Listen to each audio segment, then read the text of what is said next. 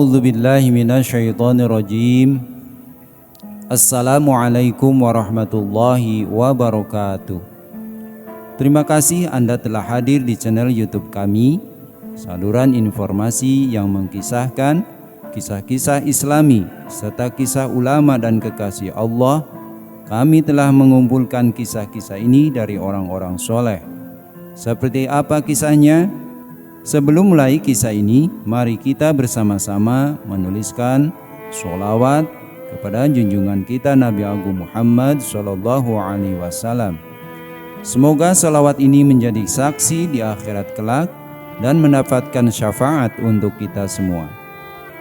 Yang baru gabung, silahkan subscribe, like, dan komen di channel ini. Kami doakan yang menyimak video ini dilancarkan segala urusannya, disehatkan badannya dan dipanjangkan umurnya sehingga mendapatkan kebahagiaan dunia sampai akhirat. Amin, amin ya rabbal alamin.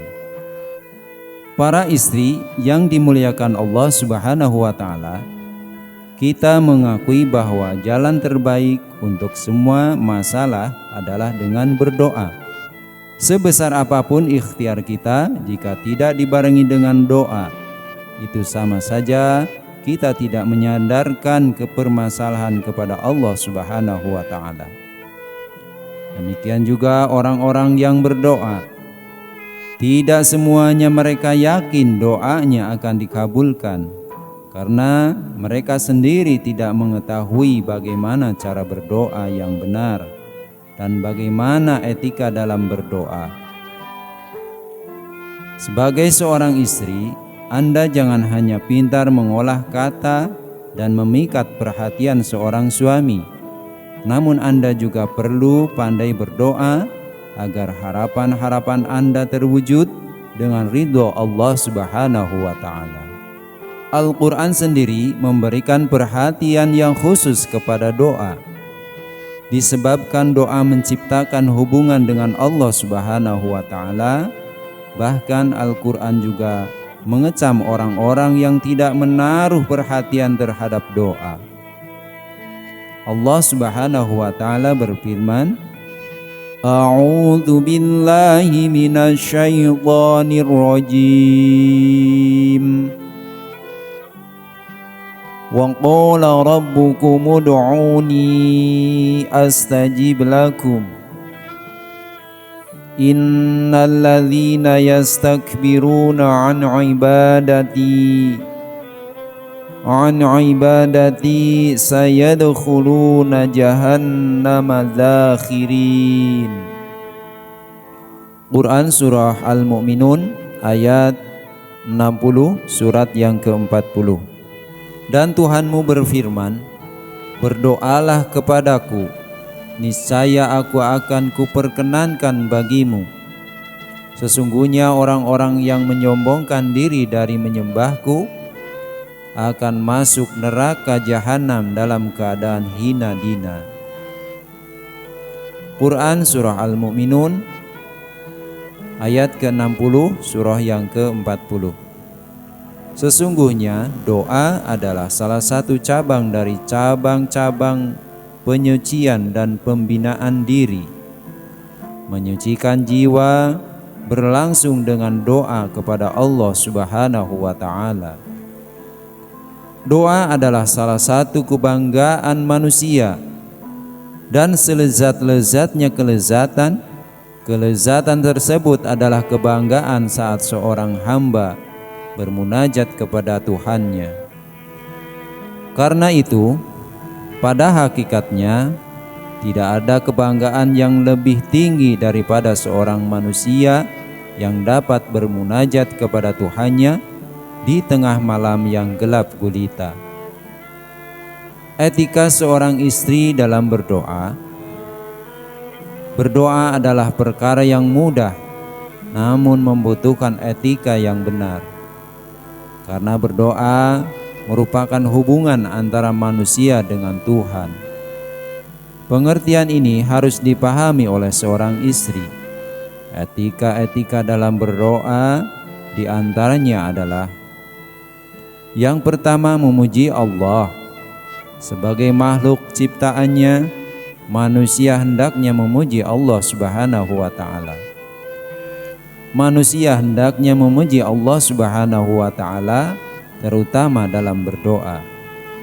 Kalimat pujian bisa berupa bacaan tahmid, takbir, tasbih, dan membaca Asmaul Husna, atau doa apa saja yang isinya memuji kebesaran dan kemuliaan Allah Subhanahu wa ta'ala.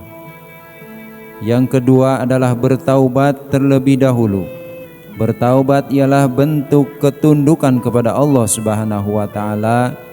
Meskipun kita tidak berbuat kesalahan, bertaubat itu artinya kita mengakui bahwa kita tidak pernah lepas dari kesalahan dan kezoliman.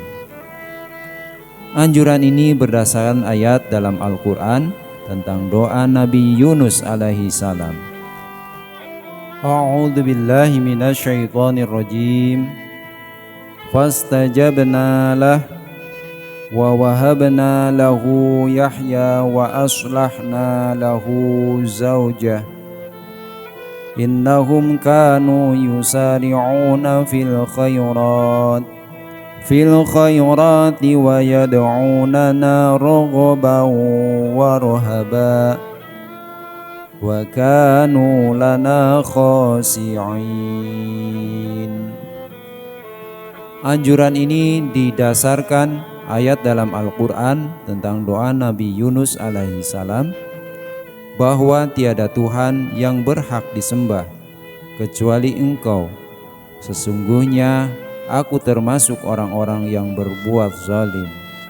Quran Surah Al-Anbiya surah ke-21 ayat 90. Merendahkan diri. Rendahkanlah diri Anda ketika berdoa. Padukan hati, akal dan sikap agar doa kita bisa khusyuk. Kerendahan diri bisa kita gambarkan ketika kita meminta sesuatu dengan sangat.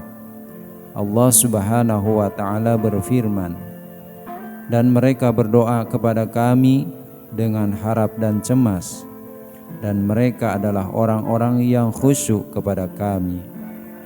Quran Surah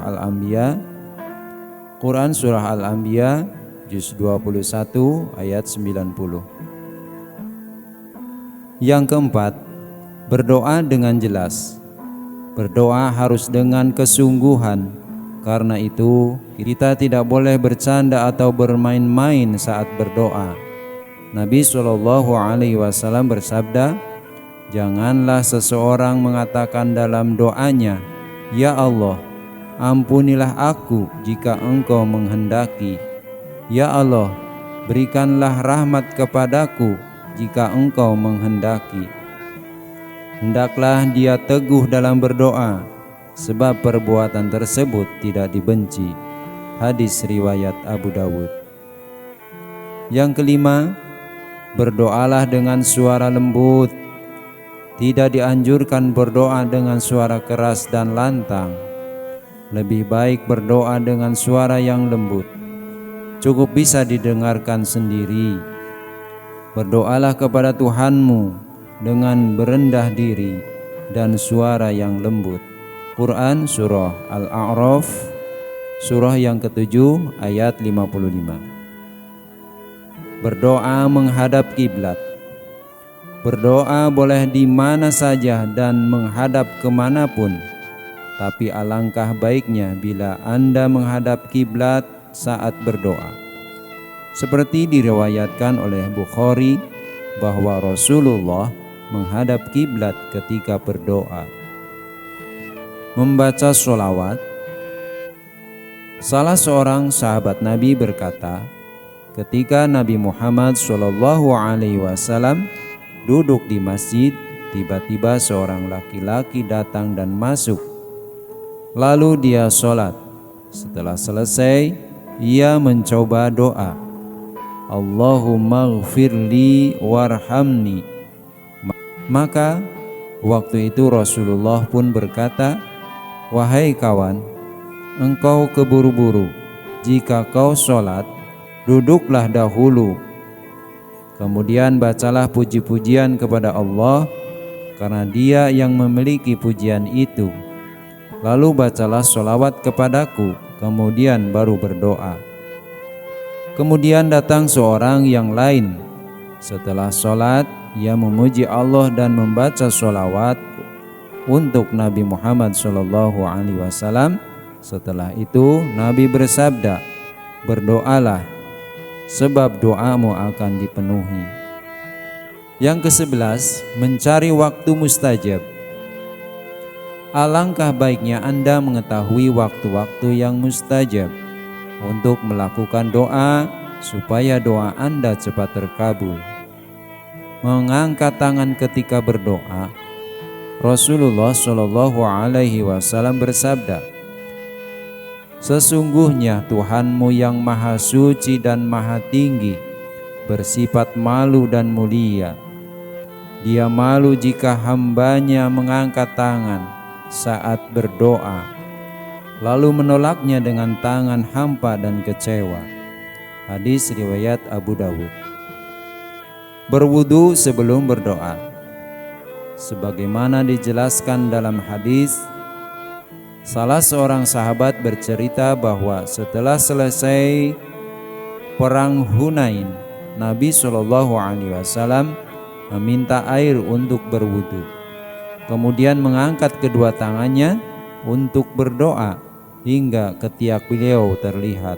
Muttafaq alaih. Syarat-syarat dalam berdoa. Agar doa dikabulkan, ada beberapa syarat yang harus dipenuhi. Syarat-syarat tersebut bisa dipraktikkan para istri demi kebahagiaan keluarganya.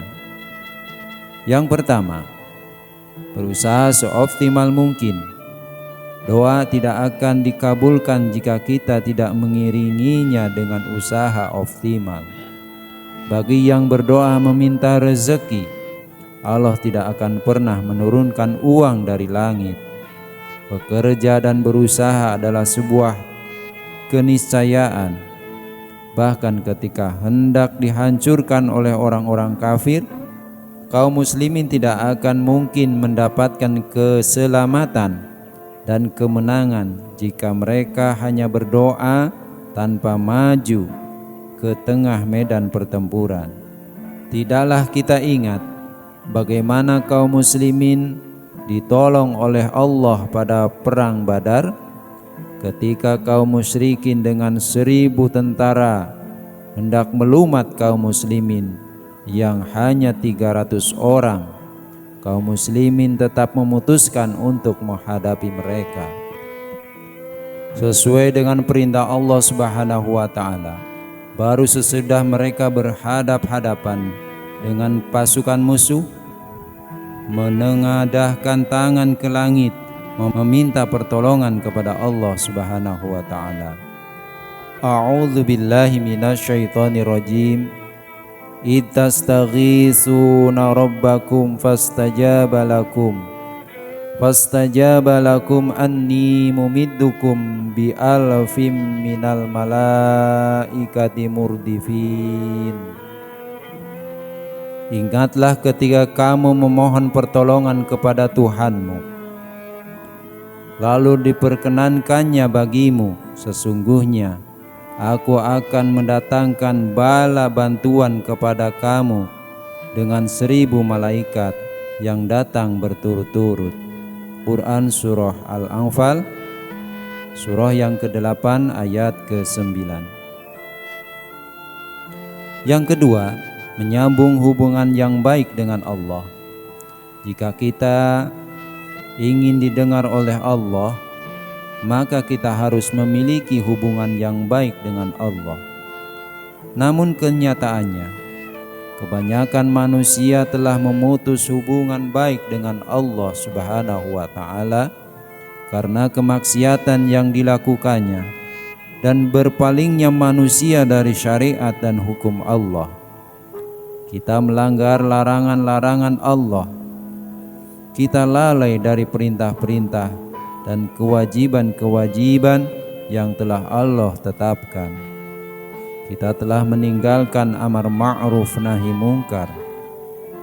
Rasulullah Shallallahu Alaihi Wasallam bersabda, sungguh kalian akan terus menyeru kepada yang ma'ruf dan mencegah dari yang mungkar.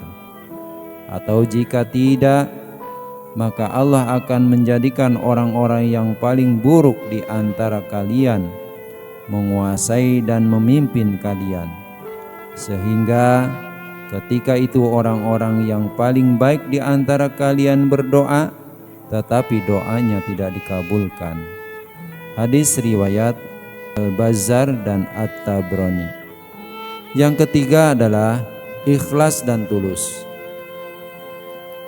Maksudnya adalah mengikhlaskan hati kita setulus-tulusnya hanya untuk Allah, membersihkan hati kita dari selain Allah, dari penghambaan kepada nafsu, syahwat, dan dunia beserta segala yang ada di dalamnya. Keikhlasan merupakan salah satu kunci agar kita berdoa dengan penuh ikhlas. Maka Allah pun tidak akan segan-segan mengabulkan doa mereka, sebagaimana yang Allah kisahkan dalam surah Yunus.